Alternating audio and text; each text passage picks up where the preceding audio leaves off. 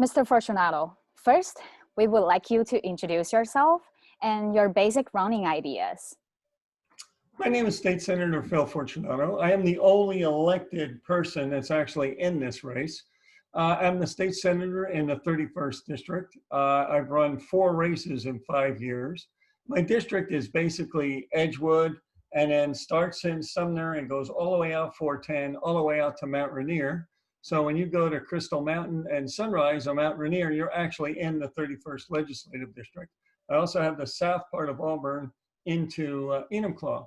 And one of the reasons I'm running is because we have really good ideas to solve the problems that face the state. I'm a member of the Senate, and as a member of the Senate, I'm one of 49 people that can actually affect state policy. And it's a little frustrating that you can't get your ideas past the other side. So when you're trying to get a bill to get a hearing to address homelessness, to address transportation funding, to address education reform and things like that, and you can't seem to get it through. So that's one of the reasons that I'm running for governor. Okay. What do you think of the ongoing protests in Seattle and the whole idea of defunding the police? Well, this is, as you know, a lot of, Chinese businesses or Asian community businesses are really being affected by these riots with the damage to property rights. In addition to that, you also have the homelessness issue, which is targeting, not targeting, but the Asian community and the Asian businesses are victims of homeless shoplifting and homeless damaging. And now they're being subjected to this lawlessness by allowing these riots to happen. But that is the city of Seattle's city council's lack of law and order emphasis. And it's a lack of protecting their own citizens. So the citizens of the city of Seattle have to react to that. Now, people say to me, if you were governor, what would you do? The governor is actually limited to what he could do inside the city of Seattle without being invited in. But as soon as those people start, when they did that, seize that CHOP zone, for example, now you have people's constitutional rights being affected. The governor could step in with the National Guard and State Patrol in order to address that issue, whether or not the city wanted to. But as soon as people's constitutional rights are being affected, that's when the governor can actually do something. But you can put the emphasis on the city. But the city's lack of being able to allow their police to actually do their job is what's allowing this. The city prohibited the police from using tear gas. They prohibited the King County Sheriff's Office from helping and using tear gas.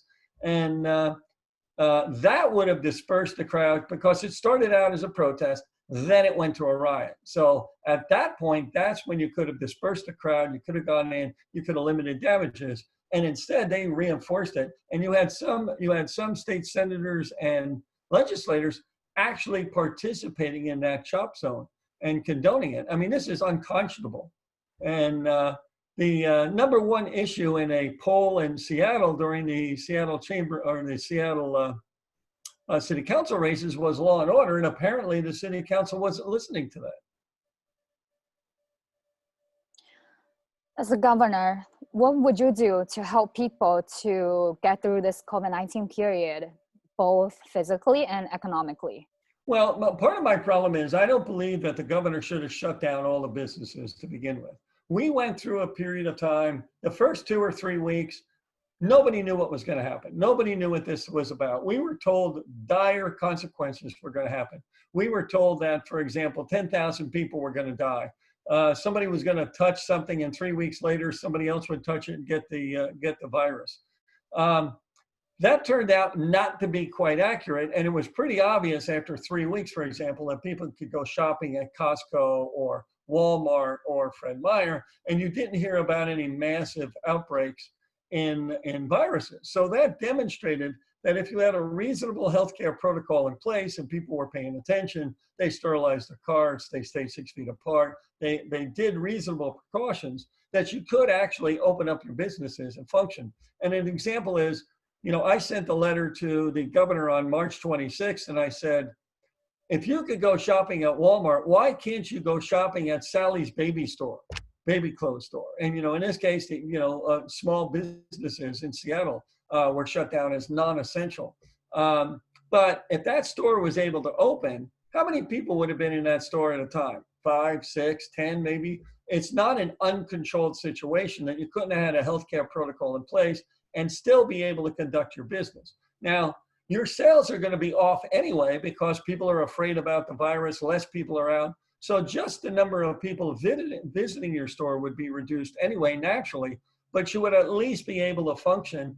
And, we're talking about giving tax breaks to businesses so that they could restart.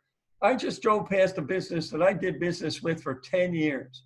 And, we had to stop because of this virus thing. There's a for sale sign on that business reader board instead of, welcome to our thing. And here's the special of the day.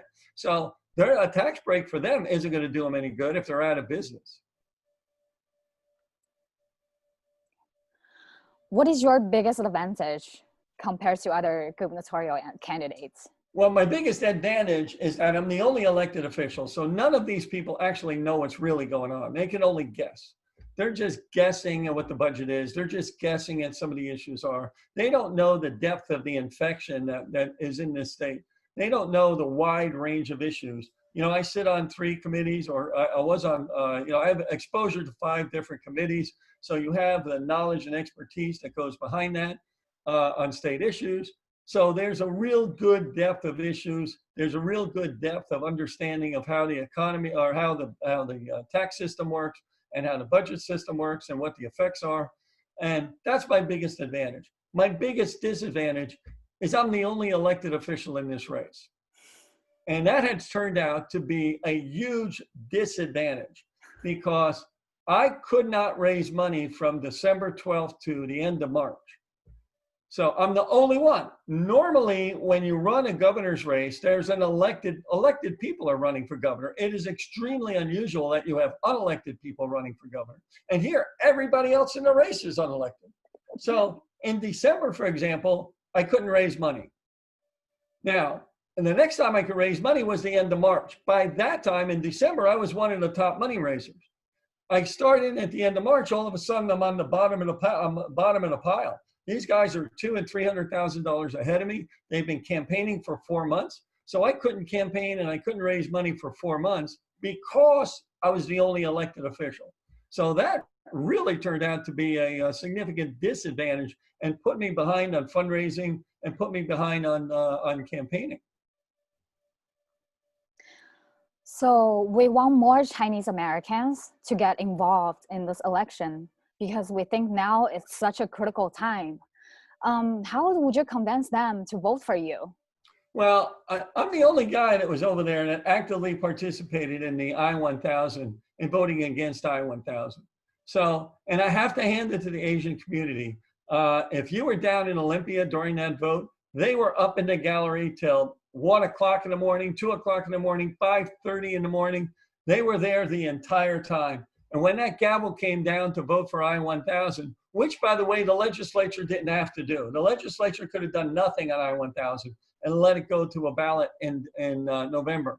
Instead, the Democrats chose to vote for I-1000, which significantly affected the Asian community's ability to get their children into college. And so only Republicans helped them participate in the R88, gathering signatures and getting it on the ballot and promoting it. And so, I was talking to one Chinese person that was recently more involved because of that issue. And they said, well, how are we going to protect our children in the future from this happening again? And of course, the answer was vote Republican. Okay. So, I mean, the Asian community has to know who their friends are. And, I'm not, I don't believe in solving discrimination by discriminating, and it doesn't mean that you're turning a blind eye to discrimination. And it doesn't mean that discrimination doesn't exist. It just means that you should not be taking race into consideration. It should be merit. If the person's grades are good enough to get in, that's what it should be. And they shouldn't be limited because of their race. They also should be given an advantage because of their race. So. And I the other agree. side, by the way, is totally consumed with race. I mean, everything's about race.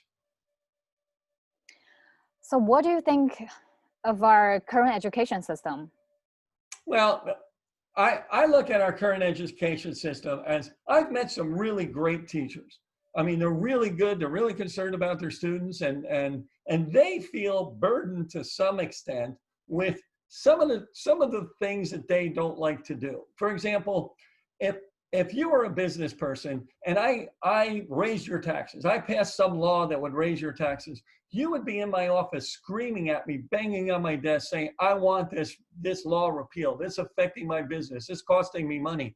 When the state of Washington passes another regulation onto a school district, the answer to that is, give me more money to be in compliance. Nobody ever says, this doesn't benefit the children in the classroom. And so right now you're spending somewhere around 35 cents. Every dollar that you give in education, 35 cents is used up in regulation. And just like regulation affects private enterprise, regulation also affects the cost of doing business in education. So I drafted a bill and I said, if you are a school district and you don't want to do something, you can request a waiver. So you fill out this form, you request a waiver, it runs through the the state board of education. And if that waiver is approved, you then get to spend that money on something else within your school district. And the object was, people ask me, what would I do to address education reform? How the heck do I know? I'm not a teacher. I'm not in the school board. I'm not an educator. I'm not an administrator. But they know. And we need to empower them to tell us, we need to change their mindset and say, a school board member comes in tomorrow, a school superintendent comes in my office and says, I need $3 million for special ed. I opened up my drawer and I pulled out and I handed them a list of 1,477 regulations that the state of Washington tells the school district to do. And I said, find something you don't want to do that costs $3 million. And she looked at me and I said, are you doing things now that don't affect the education of the child in the classroom? And the answer was yes. I go, well, stop doing it. How come you don't come into my office and say, I don't want to do these 10 things. These 10 things are costing us all kinds of money. We don't want to do it. We want to spend that money on something else. But their mindset isn't set that way.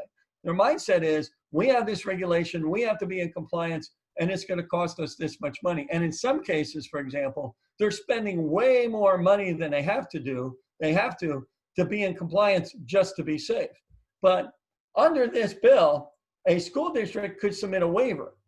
But if you had 295 school districts all looking at that regulation and submitting waivers, now you're going to get data that you can actually use. You're going to get some information that all the rural school districts, for example, are complaining about a certain set of regulations. All the urban school districts are complaining about a certain set of regulations.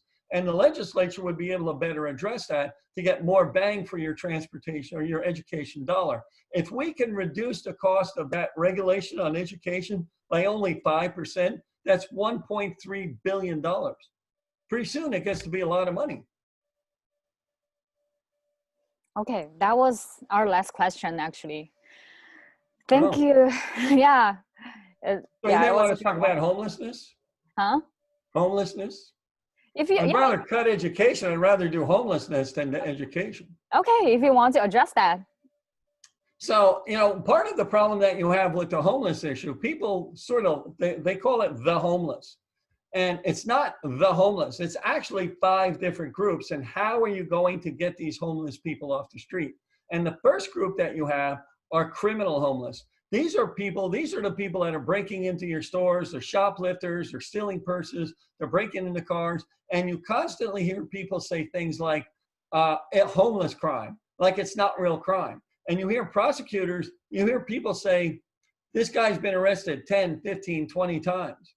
Well, if he's been arrested 20 times, why is he not in jail? And the answer to that question is the prosecutors are not prosecuting him. So I had a bill that removed the prosecutor's discretion and said the prosecutor would get one time to determine if they were going to prosecute.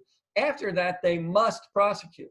Now, what can the governor do? The governor can provide more prosecutors and more judges. So now you're getting the criminal homeless off the street. The next group of homeless that you have are the people that maybe are not criminals or haven't been caught yet, but they're still in front of your store. They're still on the sidewalk. They're still in the parks. How are you going to get those people off the public lands? And the answer to that question is the Supreme Court ruled and said, you can't get them off a public place if there's not a place for them to go. Fine, I'm going to give you a place to go. I'm going to fence an area in. I'm going to give you a tent. I'm going to give you a sleeping bag. I'm going to have social services available, mental health, drug counseling, mental health evaluation, sanitation, and a police presence. You have to agree to go to drug and alcohol counseling. And of course, you'll have mental health evaluation.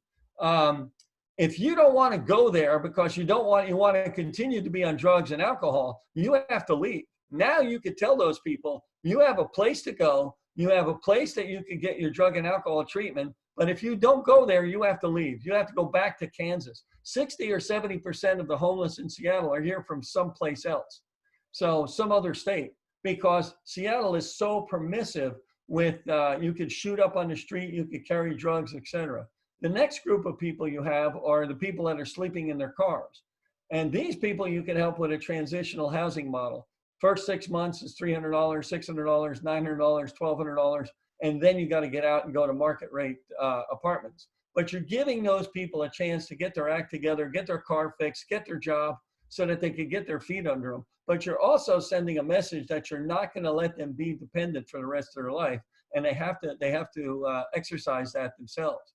So that's how you sort of get these people off the street and out of it. And so because Seattle is, years ago when we moved here, we had relatives come. We would go and we would do the underground tour and we go to Pioneer Square. You can't go there now. Heck, you get mugged. It's filthy. It's disgusting. I had people from the Korean Assembly come and I had dinner with them. You know what the first thing they said to me? Why do you let these people crap on the sidewalk? That's the first thing they said. Now, when they go back to Korea, are they going to say, oh, Seattle was so beautiful, the Puget Sound and the ferry boats and the mountains? No, they're going to go back and say, those people let people crap on the sidewalk. Now, that is the image that they are going to have of Washington State. And all of the consulates, all of the foreign consulates are all in Seattle. And it's a tourist destination for our state. So it's in the state's interest to have Seattle clean up its act. So I also did a bill that when I started my homeless thing, I said, I focused on graffiti. And I said, if we catch you doing graffiti, we're not going to fine you or put you in jail. We're going to hand you a scrub brush and you got to scrub this stuff off for 30 days. And the newspaper made fun of me and they said, oh, you want to end homelessness with graffiti? I go, no, graffiti is a sign of social decay. If you allow, it wasn't that many years ago. I was in Seattle and there was the gang tagging on the pillars that hold up I-5. Now you can't find a pillar that doesn't have tagging on it. I mean, entire sides of buildings are covered with graffiti. And if you allow a little bit, that's what happens. Now, I don't know where they get the money for all this paint. I mean, it's got to cost a fortune. And some of them are pretty talented, but it's not their property. If they want to buy a building and paint their wall, they're welcome to it. But when they come over there and they start painting your business and your shop and your walls and your signs, that's a totally different story. Okay, we actually have another question. So we feel like we're living in an unprecedented time, like with all this COVID-19. And we also feel like the country is more divided than before. So how do you feel running under this condition, running in 2020? Well, I mean, what it does, it's presented opportunities and it's also presented challenges. So an opportunity is the fact that we are able to do this interview by Zoom. If we said Zoom last year, people would go, what's that? How would you do it? How do you set it up? Now everybody's doing it, so it's not uncommon to just say, hey, we'll have a Zoom meeting. So it's really pretty cool to be able to talk to people across the entire state and set up Zoom meetings that anybody could participate in.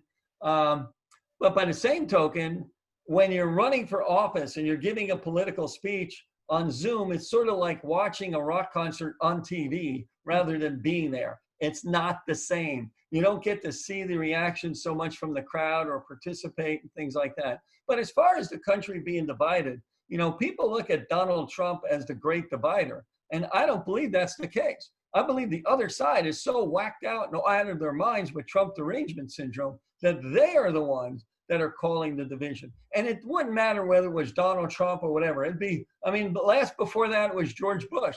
George Bush is responsible for everything. George Bush was responsible for gasoline prices going up, and Obama talked about George Bush causing the problem for 2.5 years after he was elected.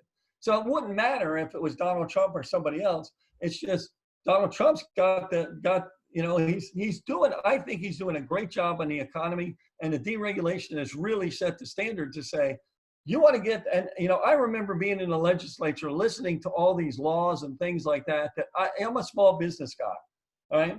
People, oh, you're a senator, like you're exempt from things. Hey, I pay B&O tax.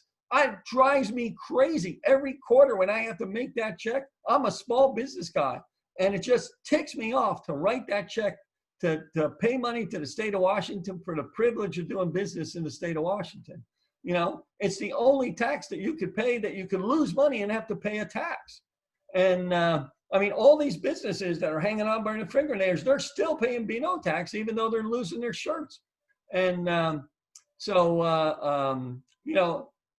those kinds of things, the tax structure and regulatory reform, he has demonstrated that if government got out of the way, the economy would go crazy. And in our case, in this state, we are a sales tax driven state. If you want more money, you've got to sell more stuff. And the more the government gets out of the way so people could buy more stuff, the more revenue the state will get. Okay. Thank you. So we didn't even talk about transportation or global warming or any of that stuff. No. Hold on, let me ask Ada. Ada, can you unmute yourself? Yeah. Do you want to keep going, or we should finish here for this session, and then we can. Yeah, because our program only 15 minutes, so which you can understand. Well, we can touch. We can, if you want, we can do a very brief review of that whole thing that we just did, so that you could cut it and put it into a shorter segment. But I'd like to talk about homelessness, and we don't have to get so elaborate and talk for 15 minutes on homelessness. But I have a plan to address homelessness, and this is how you do it. We have a plan to address transportation, and this is how you do it. So we could do that, and you can cut and excerpt pieces if you want. Okay. Yeah. Okay. So we'll just do everything like in a shorter. Right. Session. Okay. Right. So here I'll give you my 2-minute homeless pitch. So, Okay. Okay. So I'll start again. Okay. All right. So one of my advantages is to address the homeless crisis, which is critical in this election. I go, homelessness is affecting businesses throughout the state, especially in downtown Seattle, especially Asian businesses are complaining about shoplifting. And how do you get these people off the street? And the first group of people you have to get off the street are criminals. And you can do that by taking away the prosecutor's discretion that they must prosecute them. Once you get them into jail, you can then do the drug and alcohol treatment. The next group of people are people that are homeless, that may be drug addicted, mental health addicted. The Supreme Court said you can't get them off a public place unless there's a place for them to go. Fine, I'm going to give you a place to go. I called it the Shelter Act. We're going to give you a tent, a sleeping bag, a fenced-in area, secure area. Now, with drug and alcohol treatment and mental health evaluation, now you can actually get these people off the street. There's a place for them to go. Another group are the people that are just down on their luck, and you can help them with a transitional housing model. So that's how the governor could actually, you need to have legislation passed to do this, but that's how, being the governor, that's what you could promote as governor. And then, Washington is a sales tax driven state. If you want more money, you got to sell more stuff. And transportation is the lifeblood of the economy. And I'm the only one that had a bill to basically fund transportation with the existing sales tax revenue that you send to the state. If you take the sales tax from the sale of motor vehicles and you stick that into the gas tax account, now you have an inflation-linked funding source that allows you to fund transportation projects to provide $54 billion in economic stimulus without raising taxes. So, you know, we are supposed to be a business-friendly state. And if we want to attract more business, we need a good transportation system. How was that? A little better? A little shorter? Yeah, that was great. Do you want to address other issues too? Well, you know, many people, you know, the constant thing of how would you handle the COVID-19 issue. And, you know, I just don't believe that we had to shut down the entire economy in order to do this. You could have allowed businesses to function with a healthcare protocol in place. Nobody wants to get this. Your customers would decide whether or not you had a reasonable healthcare protocol to go into your store. It's in the business's interest to have a healthcare protocol. We're going to sanitize the tables, or whatever business you have. We're going to wear masks, we're going to wear gloves, whatever it is. You're going to sell that to your customers, who are going to look and say, that's a reasonable thing to do. I'm going to go shopping in this store. But there was no reason to shut the entire economy down. I mean, the business, the sales would have been off by 50% anyway, just because of this, and less people shopping. But at least the economy would have been functioning, and you could have kept people employed. And now you have an $800 million a week deficit that every week that this goes by, it's getting worse and worse. And the person you elect is going to have to deal with a $9 billion hole when they go back to Olympia in January. Thank you very much. So And we didn't even touch on global warming or any of this stuff. But that's why, you know, this is the problem that I have. I'm the only elected guy, you know. I'm the only guy that actually knows the range of issues that we need to deal with. mm-hmm. And it's a little frustrating because we haven't actually had a debate. What we've had is forums. And a forum is, you ask a question, you get an answer. What would you do? What would you do? What would you? And you don't get to say, you know, my opponent wants to use McNeil Island for mental health, but the cost of transportation by boat is more money than you would spend. You can build a totally new facility just going back and forth by boat. It's an island. You know, I suggested, for example, to sell McNeil Island so that private enterprise can make it a prison resort. So for $5,000 a weekend, you could be treated like a prisoner. We'll put you in a jumpsuit and give you sneakers and feed you jail food. You know, but you know, I mean, that's where we are. I mean, one guy's put $750,000 of his own money in the race. I don't know how many people could do that. I didn't think that he was going to be that much of an issue because it was costing him so much money to raise money. But oh well, we'll have to see what happens. So I hope we provided some entertainment. Oh. Yeah, that was very nice talking to you. I know, like, we didn't plan for a long interview, so yeah, we might feel a little bit rushed, but I really hope, I'm at our office right now, so I really hope like one day you could come to our office and we can do a real face-to-face interview. Well, we want to, I mean, there's only a week left. Yeah. I mean, I could do that, I don't know, maybe next week sometime. So if that's of interest, send me an email and we'll try to set that up. Sure. Of course, I hate going in downtown Seattle, but we're located in Bellevue. Oh, even better. Yeah, that's no homeless in Bellevue. They put them all on the buses and send them back to Seattle at night. Mr. Phil, is it your first time to accept